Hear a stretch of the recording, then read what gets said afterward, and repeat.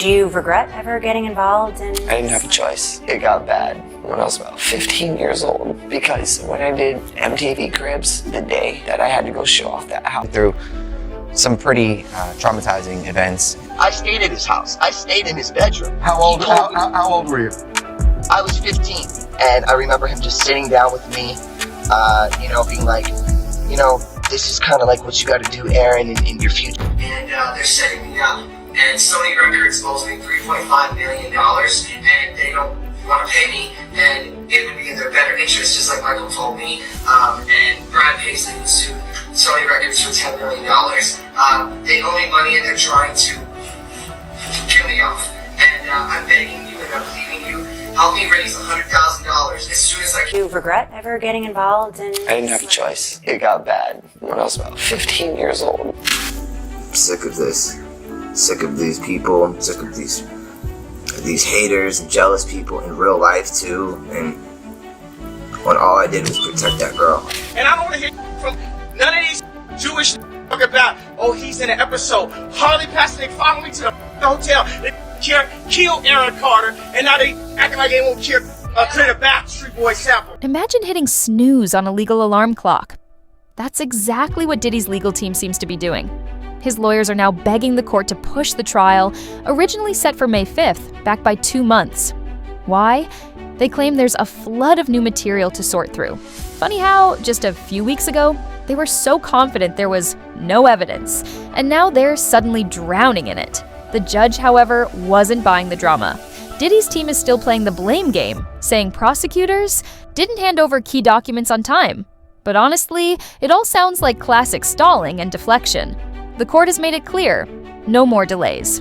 Whether they're truly overwhelmed or just trying to stall for time, it's not going to fly. If Diddy thought he could dance his way around this mess, he might want to think again. Meanwhile, the passing of Aaron Carter still doesn't sit, right with his mother, Jane Carter. While some are trying to close the book on his death, she's not having it. To her, the final chapter feels more like a mystery than a resolution, and she's out here demanding answers.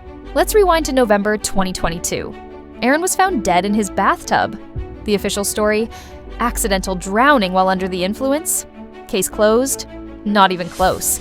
Jane Carter has shared some seriously troubling details, and she's been shouting from the rooftops that none of it adds up. I got a call, the first thing I got a call from my daughter Angel, and she said that Aaron was found in the pool. So then I found out later that he was found in a tub, and it just, everything, the stories just kind of kept changing.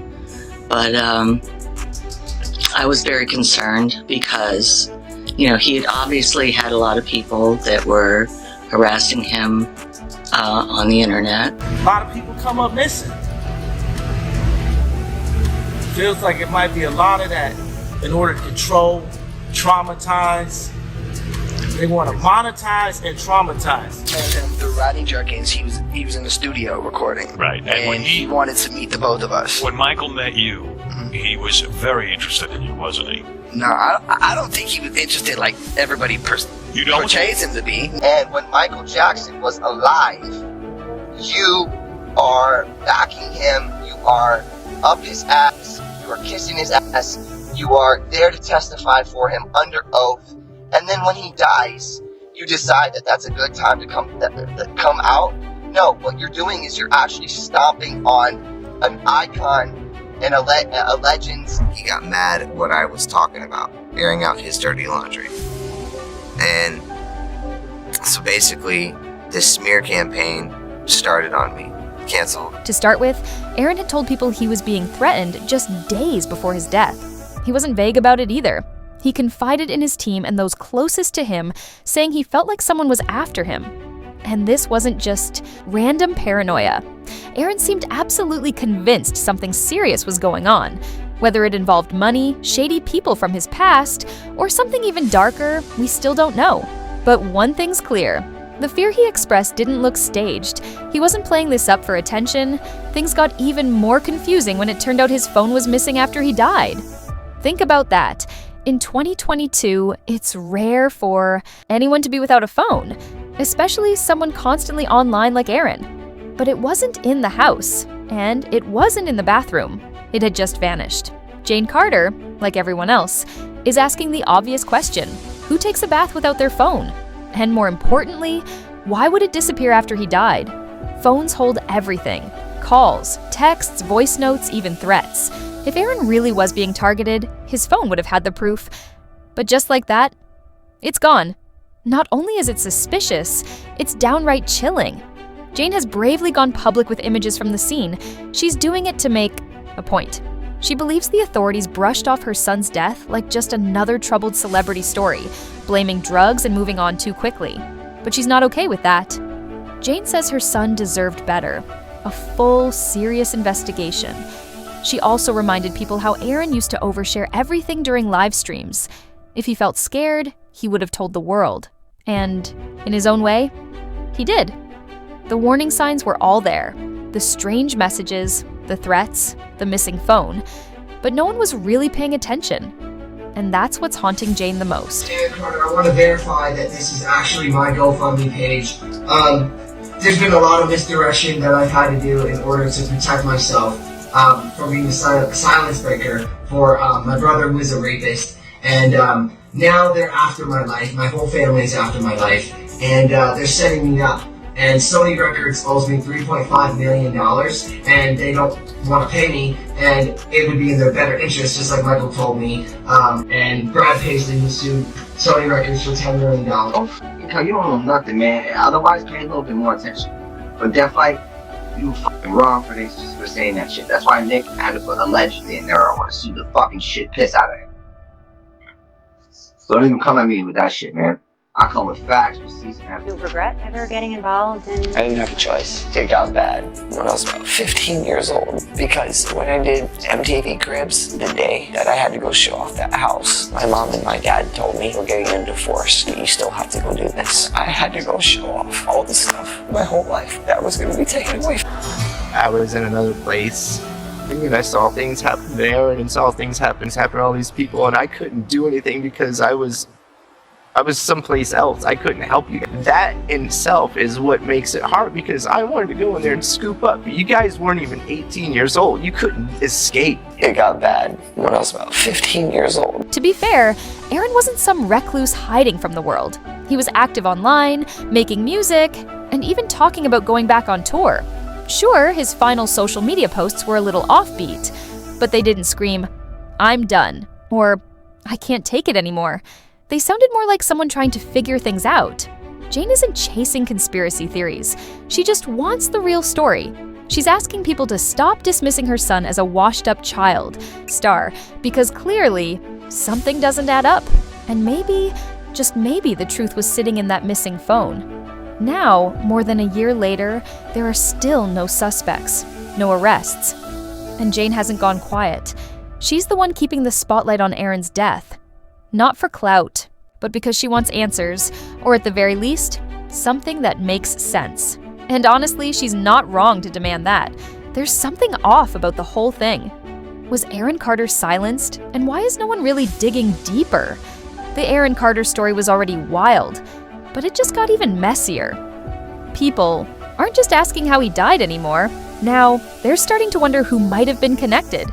Yes, even Sean Diddy Combs' name has started popping up in the online chatter. Welcome to that corner of the internet where every theory gets air and no headline is too outrageous to explore. You regret ever getting involved in... I didn't have a choice. It got bad when I was about 15 years old, because when I did MTV Cribs, the day that I had to go show off that house, my mom and my dad told me, we're getting a divorce, you still have to go do this. I had to go show off all the stuff, my whole life, that was going to be taken away from me. There's 4 FBI agents waiting for me in the hotel room. And my mom's there and she's like, tell them what happened. And I'm like, what do you mean tell them what happened? And I sit down with them and they all get asked these super sexually exploited, questions, back-sided questions. And I knew that at my age already. And I looked at all 4 of them and I said, are y'all crazy? I said, what you think I'm gonna do? Tell you that Michael did something bad so that we can sue him for money? That's what I told him. I was like, and I looked over at my mom and I was like, are you serious, Mom? I was like, what is going on here? Why are you letting this happen? And she goes, well, I think something happened, I think something. I'm like, really? That man did nothing but be hospitable, kind, loving, giving. Is this? I was like, and I looked at my mom, I go, are you really trying to go at Michael and use me for a money grab? I was like, no, and I looked at him right now, I said, nothing happened. They keep tracing they keep tracing me and following me everywhere I go. So they everywhere. Hacking into my phones, getting my locations, and so. What's your Instagram name? Aaron Carter, AARONCARTER. I'm on live right now. So if you go on live right now and you guys watch it, you can see what's going on. So it's at Aaron Carter, no underscore, no. Nothing. AARONCARTER. Yeah, they said they're saying I have a threat paid for hire. My fans, because they're all. Let's begin with what the coroner stated. Aaron Carter's death was ruled as drowning, with drugs found in his system. But not everyone accepts that explanation, especially after the things Aaron was saying just days before he passed. Fans, bloggers, and even people in the music industry looked at the official report and questioned, that's it? That's all we're supposed to believe? Aaron had already claimed he was being threatened shortly before his death. He had posted cryptic videos and live streams, and he seemed more tense than his usual unpredictable self. Then there are the Diddy theories. During various late-night live sessions, rants, and Instagram videos, Aaron made disturbing claims, some of which pointed indirectly at people connected to Diddy. Having entered the entertainment industry as a child, touring with the Backstreet Boys, and meeting powerful executives before he was even old enough to drive, Aaron had said that by the age of 9, he was surrounded by major industry players, not just label people, but actual industry giants. In one leaked video, he said, "I've been in this since I was a kid. I've seen things you wouldn't believe." Combine that with his repeated talk about predators in the entertainment business, and people started asking serious questions. In one emotional video, Aaron said, "I'm not afraid of Diddy." That's an odd statement to throw out of nowhere, unless he was hinting at something without fully exposing it. There is no confirmed connection between Diddy and Aaron's death, but the internet doesn't always need solid proof to keep a theory alive. All it takes is a clip, a strange vibe, and a few dots people are eager to connect. The truth is, Aaron didn't feel safe. He didn't trust the industry. He openly said people were after him. And days later, he was dead. Whether or not Diddy had anything to do with it, that fear Aaron expressed is what fans can't forget, especially since he had interactions with some powerful people during his childhood. And now, as Diddy faces legal pressure and serious allegations, people are looking back at what Aaron said and asking, was he trying to warn us? His mother, Jane Carter, believes he was, and she's not alone. Aaron Carter's story isn't some rare case. It's part of a dark, ongoing pattern in Hollywood. Child stars are thrown into the spotlight before they're ready, surrounded by greedy adults, toxic mentors, and a system that values profit over well-being. Aaron didn't grow up slowly. He was performing before most kids even learned multiplication. That sweet, energetic boy from Aaron's party was, behind the scenes, facing a storm that most adults would break under. The industry let him down, but so did his family. His relationship with his sister Nikki was toxic. In 2019, she filed a restraining order, claiming Aaron threatened her and her family. Aaron fired back publicly, accusing her of abuse. Their family drama wasn't just painful, it was public, messy, and explosive. At one point, Aaron tweeted, "I haven't seen you guys in 4 years, and I don't plan to." What the world saw was Aaron falling apart. What they missed was how alone he felt. When you mix deep trauma, betrayal, and fame, the result is tragic. Aaron didn't get the kind of help he needed. Instead of real recovery, he ended up doing interviews and reality shows. That became the only thing he could control and from. There came the chaos: substance use, manic live streams, internet drama. He would go online in the middle of the night, shirtless and anxious, talking about drones outside his house and threatening to expose people in the industry. Most people laughed, some ignored him, but very few took him seriously. His tattoos told a story too, each one like a diary entry carved into his skin. the giant Medusa face of Rihanna tattooed across his own, that wasn't just ink. It was a cry for help. He once said, "I've been through so much trauma. I've been trying to heal for a long time." But that honesty was buried in the noise. That's what Hollywood does. Turns suffering into spectacle, profits off pain, then moves on when the chaos gets boring. Aaron's story was heartbreaking and messy, but not random. He was part of a broken system, a child star who never had a chance to grow up normally, and unless something changes, he won't be the last. When it comes to his death, there are too many unanswered questions. Officials said it was drowning, but his lungs didn't contain water. How is that possible? If someone drowns, water fills their lungs.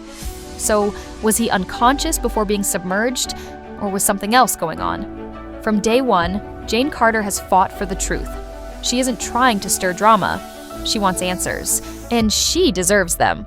This isn't just about grief. It's about justice, accountability, and preventing another tragedy. Then things got even stranger. Kanye West, of all people, made a cryptic statement, suggesting Aaron's trainer may have had something to do with his death. Nobody really knows why Kanye said that or what he meant, but it got people talking. Could there have been something shady happening behind the scenes? Or is it just another random theory? With Kanye, it's hard to tell, but it's enough to stir suspicion. People are wondering again. Could someone close to Aaron have played a darker role? Was there more happening than what we saw online? Speculation is rising, but we need to stay grounded. Without full facts, all we have are questions. But those questions are growing louder. The truth is, nobody really knows what happened to Aaron that day. Jane Carter still hasn't stopped searching. She refuses to let his death be brushed aside. And maybe, just maybe, Kanye's strange words will lead to something real, because the truth matters. Aaron's family, especially his mom, deserve to know what actually happened. Was it truly an accident? Or something more sinister? Officially, it's over. But emotionally, the story isn't done. The pieces don't all fit. And when you look at Hollywood's past, the strange deaths, the cover-ups, the silent trauma, it's not hard to believe there's more going on. That brings us to Diddy again. With everything coming out about him, one truth remains frustratingly clear. Even when there's evidence, stars like him often escape justice. Fame and money protect powerful people. And that's a reality Hollywood knows all too well. Too well. Ultimately, the system often protects the wealthy and powerful, even when evidence stacks up and allegations fly. Diddy's legal team is already hard at work trying to get critical evidence thrown out, most notably a video involving Kim Porter. That could potentially change the entire course of the case. His attorneys argue that the footage should not be admitted, raising the question, why the effort to suppress it? What could be in that video that's so damaging it needs to be silenced? Kim Porter's mysterious death already raised eyebrows, but now with the possibility that this key piece of evidence might be excluded, suspicions grow even more. If Diddy's team succeeds in getting this and other evidence dismissed, his chances of avoiding serious consequences skyrocket, no matter how damning the overall picture may be. It's a scenario we've seen play out time and again, when influence and wealth are used to bend the legal system. The bigger question now is, will anyone be able to stop it? As this high-stakes case unfolds, its outcome is anything but predictable. Whether Diddy ends up paying the price or walking away untouched is still uncertain. But given how Hollywood tends to protect its own, the odds aren't exactly in the public's favor. All we can do now is watch and wait for the next twist. Meanwhile, Diddy's legal team recently tried to buy time by requesting a 2-month delay, but the judge shut them down hard. No bail, no delay, no special treatment. That decision likely left his lawyers stunned, as they had hoped to buy time to prepare a stronger defense, file motions, and poke holes in the prosecution's case. But now they have to move fast, with mounting pressure and less time. It's like running a marathon with one shoe on. More significantly, the judge's refusal to grant bail means Diddy won't get to ride this out from the comfort of his mansion. He'll be facing every moment of this case head-on, right in the center of it all. That could signal the court's determination not to let status or fame tip the scales. Behind closed doors, you can bet his team is scrambling, trying everything they can to reverse the judge's rulings. But every denied motion only tightens the noose. With the clock ticking, Diddy's legal team has no choice but to adapt and fight under pressure, knowing that one misstep could mean disaster. The courtroom now becomes a battleground where reputation, power, and truth are all on the line. In Hollywood, where money and connections usually write the rules, it's rare to see a celebrity of this caliber facing real legal pressure. Usually, people in Diddy's position find ways to delay, dodge, or disappear, but this time, it looks like the court isn't budging. That raises a real possibility. Could Diddy actually face consequences this time? Maybe, but his team is not backing down either.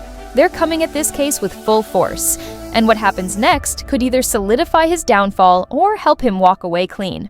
The outcome will be revealing, and the public is watching every move.